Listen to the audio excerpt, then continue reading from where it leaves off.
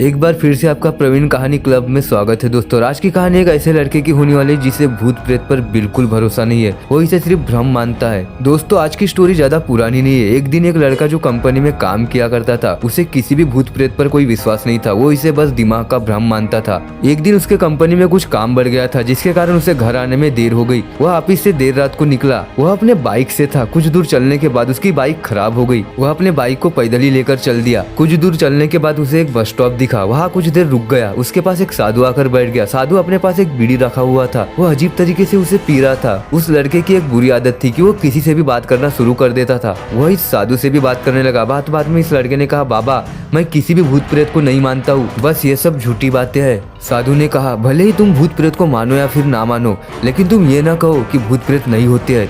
ये सब कुछ होते हैं बेटा। इस पर उस लड़के को थोड़ी सी हंसी आ गई। उसने कहा, भूत होते हैं तो हमें दिखाई क्यों नहीं देते?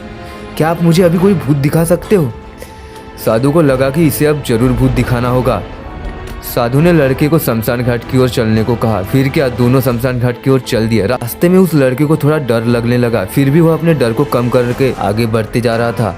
कुछ देर बाद वह शमशान घाट पहुंच गए। शमशान घाट में अभी भी कुछ लाशें जल रही थी। साधु ने उसको एक ऐसी जगह पर बैठाया जहां कुछ समय पहले ही लाश जली थी। साधु ने जमीन में एक लोहे की कील गाड़ दिया, उसमें एक सफेद धागा बांध दिया और इस धागे का अंतिम डोर उस लड़के को पकड़ने को कहा। अब उस लड़के को हद से ज्यादा डर लग गया था। उसकी सांस तेज हो रही थी, इसके साथ ही उसके हाथ पैर भी कांप रहे थे। फिर भी उसने धागे को पकड़ लिया। साधु ने अब कुछ बतासा 4 जगह पर रख दिया। सारे बतासे उस धागे के पास ही एक लाइन में रखे हुए थे। उसके बाद साधु ने लड़के को सावधान किया, अभी कुछ आत्मा इसको खाने को आएंगी। जब तक वो इसको खाकर न चला जाए तब तक तुम अपने हाथ से धागे को मत छोड़ना। यदि तुम ऐसा करते हो तो तुम्हें नुकसान हो सकता है। फिर साधु ने मंत्र पढ़ना शुरू कर दिया। कुछ मंत्र पढ़ने के बाद साधु ने उस लड़के को आंख बंद करने को कहा और फिर कुछ देर बाद ही आंख खोलने को कहा। जब उस लड़के ने आंख खोला तो वह जो देख रहा था उसे उसके ऊपर विश्वास नहीं हो रहा था। वास्तव में वहाँ 4 आत्माएं थी जो कि बतासे को खा रही थी। लेकिन जब उस लड़के ने देखा कि उसके पड़ोस में रहने वाले व्यक्ति की भी आत्मा वही है जो कुछ ही दिन पहले मर गए थे, तो उसके हाथ से वो धागा छूट गया। अब वहाँ पर साधु भी नहीं था। वह लड़का तेजी से शमशान घाट से अपने घर की ओर भागने लगा। जब वो अपने घर की ओर भाग रहा था तो उसके पीछे से कोई उसका नाम लेकर बुला रहा था। उसके पीछे से कई तरह की आवाज आ रही थी। उस लड़के ने पीछे मुड़कर नहीं देखा। अपने घर जाने के बाद उसने यह सब कुछ अपने माता पिता को बताया। फिर वो अपने कमरे में सो गया। लेकिन अगले दिन उसकी आंख उसी शमशान घाट में खुली और उसी जगह पर जहाँ उसने आत्मा को देखा हुआ था। इसके बाद वह दिमागी तौर पर बीमार रहने लगा। तो बस आज के लिए इतना ही। अगर आपको वीडियो पसंद है तो लाइक, शेयर और कमेंट्स करके बता सकते हो और ऐसी वीडियो देखने के लिए हमारे चैनल को जरूर सब्सक्राइब करें।